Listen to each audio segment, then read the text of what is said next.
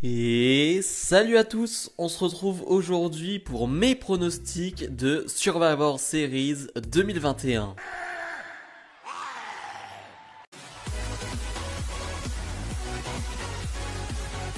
Et avant de débuter, bien évidemment, j'attends vos pronostics en commentaire de la vidéo, ça m'intéresse toujours autant. Voilà, donc n'hésitez pas à mettre ça en commentaire, à détailler aussi si vous avez le temps, pourquoi vous avez fait ce choix ou un autre choix. Bref, ça m'intéresse, donc voilà. N'hésitez pas à commenter, à me donner vos pronostics. Alors, si je dois donner mon niveau de hype sur 10 pour ce pay-per-view, on va être sur du 7, je pense, parce que clairement, le show n'a pas été construit, il n'y a pas eu de construction pour ce show. On en parlera, il y a peut-être un match qui a été construit, on en parlera plus tard. Sinon, on t'a mis des affiches, on t'a donné des équipes qui, elles non plus, n'ont pas été vraiment construites. Et voilà, on te fait Survivor Series. Alors que c'est quand même un top 4 pay-per-view de l'année, normalement, Survivor Series, c'est un gros pay-per-view. Et finalement, WWE s'en fiche un peu. En tout cas, dans la construction, vraiment, s'en fiche un peu. Maintenant, je mets 7 parce qu'on a d'énormes affiches. Pour le coup, il n'y a aucun match qui me donne pas envie. Vraiment, j'ai envie de voir tous les matchs. Tous les matchs m'intéressent. Donc pour moi, ça vaut bien un 7 sur 10. Sachant que la WWE nous a déjà fait le coup de faire de mauvaises constructions et nous donner d'excellents pay-per-view. Donc pour le coup, ça m'inquiète pas vraiment. On commence ces pronostics avec le match 5 contre 5 féminin, Raw contre SmackDown. Donc du côté de Raw, on a Zelina Vega, Carmella, Liv Morgan, Rhea Ripley et Bianca Belair. Du côté de SmackDown, on a Sasha Banks, on a Shayna Baszler, on a Shotzi, on a Natalya et on a une personne à déterminer. Alors on ne sait pas si elle sera annoncée avant le pay-per-view ou non. Ça pour le moment on n'a pas de nouvelles. Ou lors du dernier SmackDown, c'est possible. Pour parler directement de ce poste, cette place qui n'a personne pour le moment, qui n'est à personne. Je m'attends pas à une grosse surprise, très honnêtement, je m'attends pas à une grosse superstar qui fait un retour, je m'attends pas à Bayley par exemple ou quoi que ce soit. Pour le coup, je m'attends pas à grand chose et je préfère m'attendre à rien pour ne pas être déçu, tout simplement. Donc je fais pas de pronostic sur cette place. Faites un pronostic vous, si vous voulez. Peut-être une personne d'NXT, c'est possible aussi. Peut-être Xayali qui arriverait, je ne sais pas. Mais voilà, je vais pas faire de gros pronostics dessus. Bref, parlons du match. C'est un match que j'attends et en même temps, il me fait un peu peur. Vraiment, il me fait un peu peur parce que, on va pas se mentir, je suis pas un grand fan de Carmella et de Zelina Vega. Elles sont les deux dans une équipe. Je trouve ça fait beaucoup. C'est les top heels, on va dire, de Raw. Je suis pas comme un fou. De les voir là. Je suis pas très hypé, sachant que je les trouve pas excellentes sur ligne, voire pas bonnes. Je les trouve en dessous des autres, avec une Natalya. Mais quand t'as du Sasha Banks, du Bianca Belair, quand t'as même Shotzi qui est rajouté de là-dedans, du Rhea Ripley, et c'est vrai que le niveau baisse avec Zelina Vega et Carmella. Donc ça peut être compliqué. Mais j'espère que Bianca Belair, du coup, Sasha Banks, Shotzi et tout, vont relever le niveau, qu'on les verra plus, qu'elles seront mises plus en avant qu'une Zelina Vega, même si je pense que Zelina Vega va être bien mise en avant, sachant qu'en ce moment elle gagne des matchs, elle a remporté le tournoi. Je me dis qu'elle va être mise en avant et c'est peut-être pas bon signe pour le catch. Mais bref, en tout cas, moi je vois une victoire de SmackDown, donc de Sasha Banks, Shotzi, tout ça. Parce que comme je le disais, il y a deux heels pour moi, Zelina Vega et Carmella, qui vont foutre un peu trop le bordel dans l'équipe d'Euro. Donc je me dis que voilà, Sasha Banks va plutôt en profiter, va réussir à en faire quelque chose. Mais en tout cas, j'attends un vrai match. J'attends un vrai bon match et j'espère qu'on aura de belles confrontations. On enchaîne avec Shinsuke Nakamura, le champion intercontinental, face au champion des États-Unis, Damian Priest. Là aussi, pas de construction, rien du tout. On n'a pas du tout eu de confrontation, rien du tout entre ces deux-là. Vraiment, même dans les promos, personne n'en a parlé. Donc vraiment, on s'en fiche. Mais pour le coup, moi je m'en fiche pas. Parce que Damian Priest, Nakamura, personnellement, ça me fait rêver. Vraiment, c'est un match que j'attends énormément. Je ne sais pas quelle place il aura, je ne sais pas combien de temps on leur donnera. Ça peut jouer un grand rôle. Mais j'espère que si on leur donne du temps, on verra un gros truc. Parce que je trouve qu'il y a une telle différence de style. Et en même temps, je me dis ça peut être tellement dingue, ça peut être une explosion sur le ring, Damien Priest Nakamura, que j'ai trop envie de voir ça. Vraiment, je veux voir ça. T'as deux styles différents et à la fois qui peuvent se rejoindre. Donc je sais pas du tout à quoi on peut s'attendre, je ne sais pas du tout si ça va être incroyable, si ça va être mauvais, si ça va être décevant. Je ne sais pas, mais je veux voir. Je veux clairement voir ce match. Parce que Damien Priest est en feu, Nakamura est moins là, vraiment Nakamura est quasiment pas là, ou en tout cas quand il est là il perd en 5 minutes à SmackDown, ça c'est pas fou quand même. Mais Damien Priest est très présent et surtout est très bon depuis qu'il est à Raw, enfin depuis qu'il a NXT même d'ailleurs Damien Priest. Donc voilà, je me dis on peut avoir un truc de fou. Pour le résultat, moi je vais sur Damien Priest parce que comme je le disais, Nakamura a déjà perdu des matchs, Damien Priest ne perd quasiment pas ou pas. Donc je me dis, faut donner cette victoire à Damien Priest parce que ça continuerait, on va dire, sa montée en puissance qui est quasiment interminable. Hein. Vraiment, il gagne tous ses combats. Donc je me dis, une victoire de Damien Priest, ça lui ferait du bien.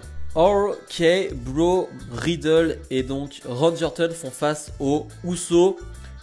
Match que j'attends beaucoup parce que c'est pas un dream match, je dirais pas dream match parce que finalement voilà, RK Bro n'est pas une équipe de rêve encore pour le moment, c'est trop tôt et c'est bien ce qu'ils font, mais comparé aux Usos c'est léger.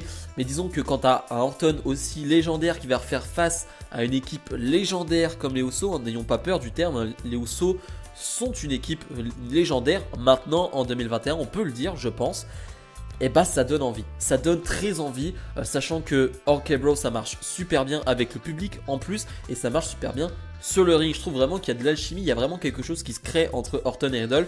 J'étais pas forcément pour au début, j'étais pas forcément hypé et je me disais pas que ça allait fonctionner sur le ring et forcé de constater que ça marche. Vraiment RK Bro sur le ring ça marche, il y a un vrai truc. Ça fonctionne vraiment. Et je me dis qu'on peut avoir de super enchaînements entre Riddle et les Usos qui peuvent aller à 3000 à l'heure. Donc je me dis que ça peut être vraiment cool si pareil, encore une fois, je vais y revenir, mais si on leur laisse un peu de temps, si voilà, on laisse monter la pression et si on laisse monter la hype pendant ce match, je me dis qu'on peut arriver à quelque chose de très fort.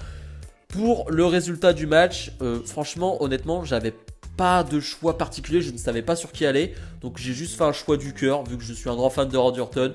Je suis allé sur une victoire de RK Bro parce que voilà, clairement, que ce soit les Usos ou Riddle, Orton qui gagne, ça ne change pas grand chose pour moi. Donc je vais juste sur une victoire de Orton et Riddle. Voilà, par affinité. On passe au 5 contre 5 masculin. Donc du côté de Raw, on retrouve Bobby Lashley. Alors sur l'affiche, il y a encore Rey Mysterio, mais c'est Austin Theory. Je ne sais pas si ça va changer d'ici là. De toute façon, vu que ça change tous les jours. On a Kevin Owens et on a Finn Balor et Seth Rollins, pardon.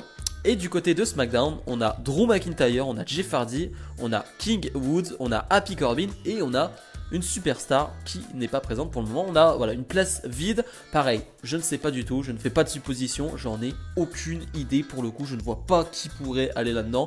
Pareil, une superstar d'NXT, je n'en sais rien. Donc faites vos pronostics.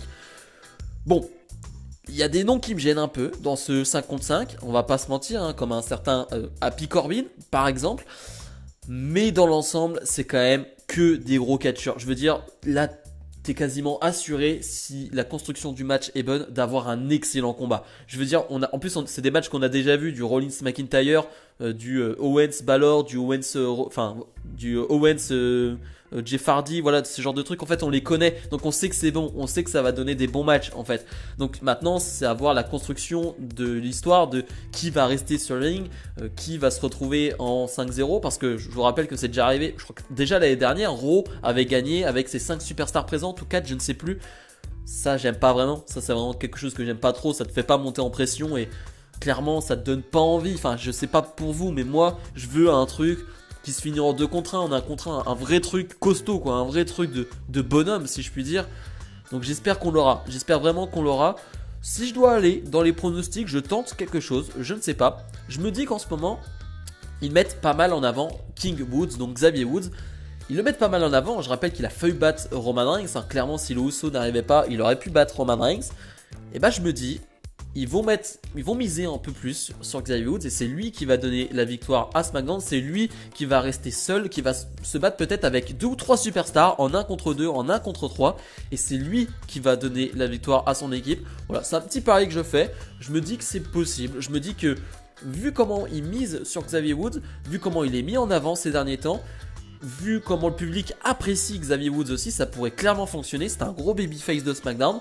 Je me dis qu'en 1 contre 2, en 1 contre 3, il peut faire quelque chose. Donc voilà, moi je mise sur une victoire de SmackDown avec un bon gros Xavier Woods qui gère les affaires. On passe à l'un des 2 matchs que j'attends le plus de ce show. Becky Lynch, la championne d'Euro, fait face à Charlotte Flair, la championne de SmackDown. Je parlais de non-construction pour ce pay-per-view. Pour le coup, on n'a pas eu vraiment de construction, même si Becky Lynch va faire quelques promos pour parler de Charlotte Flair, idem pour Charlotte Flair. Mais disons que c'est surtout l'histoire qu'il y a eu récemment avec, je pense que vous êtes tous au courant, ce problème de changement de titre où Charlotte Flair n'a pas respecté les consignes. D'ailleurs, Becky Lynch est revenue dessus hier en interview et a clairement dit, voilà, il y avait un script, Charlotte Flair n'a pas respecté le script et je savais qu'elle allait le faire parce que c'est Charlotte Flair et je savais qu'elle allait faire n'importe quoi. Donc c'est toujours tendu et c'est aussi pour ça que j'attends ce combat. Becky Lynch en interview a aussi dit que c'était plus compliqué de travailler avec Charlotte Flair parce que elles ne s'entendent plus, elles ne se parlent plus et c'est clairement plus compliqué de travailler, de faire un match avec quelqu'un quand tu ne t'entends pas avec, parce que tu ne peux pas avoir 100% confiance avec lui et le catch c'est en partie avoir confiance en son partenaire, en son adversaire. Et donc clairement Becky Lynch te dit ça en interview et pour moi c'est pas anodin. Alors soit c'est totalement un work, donc un work c'est-à-dire qu'elle se fout de nous, les deux ça se trouve pas du tout, elles s'entendent très bien et tout se passe bien. Ou alors tout ce qu'elle dit est vrai. Et là on peut s'attendre alors soit à un truc de fou, c'est-à-dire vraiment où finalement on le sait, il y a une alchimie de fou sur le ring entre Becky Lynch et Charlotte Flair. Il se passe toujours de bons matchs, vraiment il n'y a pas de surprise là-dessus, on sait que ça va être du bon catch. Ou alors ça peut être catastrophique dans le sens où ça ne va pas s'entendre, va y avoir des gros problèmes de communication sur le ring, va y avoir des gros problèmes. S'il y a un truc qui se passe mal dans le match, est-ce que l'une des deux peut pas péter un câble et décider de j'en ai plus rien à foutre de ce combat? Voilà, moi il y a des questions que je me pose, même si les deux sont 2 grandes professionnelles. Je me dis qu'après le segment qu'on a eu avec ce changement de titre, où forcément où on se disait ouais c'est 2 professionnels, mais Charles Flair a pas été pro sur ce coup-là. Je me dis que tout est possible. En fait, je me dis tout est possible et c'est pour ça que j'attends ce match. Le public va attendre ce match aussi. J'ai hâte de voir la réaction du public qui va être à fond derrière Becky Lynch, je pense, et qui va huer Charlotte. Alors, j'espère qu'il n'y aura pas de mots trop violents ou quoi que ce soit, mais en huer, voilà, juste ce qu'il faut. Mais je m'attends à un match incroyable ou à une catastrophe. Vraiment, je m'attends à ça. Et c'est pour ça que je veux voir ce match. Je n'ai qu'une hâte, c'est de voir ce combat. Si je dois donner un pronostic, je vais sur Becky Lynch, mais là aussi c'est plus par affinité et vu qu'elle est de retour depuis pas si longtemps, je me dis c'est peut-être pas une bonne idée de lui donner une défaite comme ça, mais clairement si Charlotte Flair gagne ce combat, ce serait pas choquant pour moi non plus. Donc voilà, moi je vais sur Becky Lynch, mais c'est pas avec une grande conviction. Le main event, Big E, le champion de la WWE, fait face au champion Universal Roman Reigns. C'est le seul match qui a été bien construit selon moi parce que Big E s'est retrouvé face aux Usos, les Usos qui l'ont attaqué. T'as l'histoire Usos aussi donc, et Roman Reigns face à Xavier Woods. Donc t'as cette histoire New Day contre Bloodline. Donc voilà, c'est un peu mieux construit, c'est même construit tout court j'ai envie de dire. Et c'est plutôt pas mal. Ce qu'ils nous ont donné avec Xavier Woods, avec Roman Reigns, c'est plutôt bien fait et ça te donne envie de voir ce Big E Roman Reigns. Que vraiment j'ai hâte de voir. J'ai hâte de voir sur le match en lui-même parce que vraiment je veux voir ce que ça peut donner. Je ne sais pas du tout. Pareil, là c'est...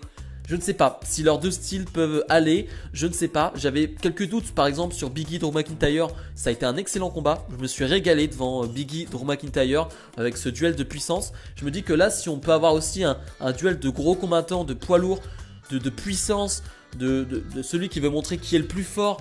Je me dis que ça peut être bien aussi, mais j'ai aussi peur de la construction des matchs de Roman Reigns avec un Roman Reigns qui va être peut-être trop dominant sur un Big E, qui va peut-être le dominer pendant 10 minutes et un Big E qui fait son retour. Je sais pas si c'est vraiment la bonne idée de faire ça avec quelqu'un d'aussi costaud, puissant que Big E. Bref, j'ai beaucoup de questions sur ce combat, vraiment beaucoup de questions, mais voilà, ça me donne envie de le voir et surtout, j'ai envie de voir par rapport aux résultats parce que je me dis... On le sait, la WWE ne fait pas perdre Roman Reigns. Roman Reigns ne perd pas un combat solo. Il ne perd aucun match. Maintenant, je me dis, c'est Big E en face. Big E est récemment champion de la WWE. Il mise quand même beaucoup sur lui. Il ne perd pas de match. Heureusement, j'ai envie de dire.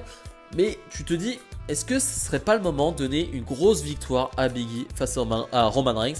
Et moi, c'est ce que j'ai pronostiqué. Je vais sur une victoire de Biggie. Alors, je pense que il y a très peu de chances que ça arrive. Bien évidemment, je pense qu'on sera pas nombreux à miser sur une victoire de Biggie. Mais je me dis, pour lancer vraiment à fond le titre, le règne de Biggie en tant que champion WWE, ça peut être le bon moment. Je vois bien Biggie qui arrive à Raw après le lendemain et voilà, qui se fait vraiment acclamer par tout le monde parce que c'est lui qui a battu Roman Reigns, c'est lui qui l'a fait. Et je me dis que ça peut être fou. Et après, tu peux avoir un Roman Reigns, mais enragé à SmackDown, qui se venge sur un Xavier Woods, par exemple. Voilà, moi je vois ce genre de choses-là. Je ne sais pas ce que vous en pensez, hein, bien évidemment. Dites-moi ce que vous en pensez.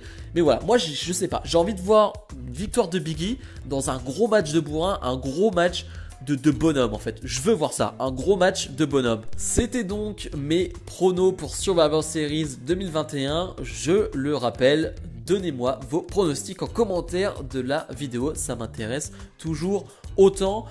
Voilà, c'est la fin de cette vidéo. Nous on se retrouve dans la semaine, voire donc samedi pour ma review de SmackDown et donc lundi pour la review de Survivor Series. Donc passez une bonne fin de semaine.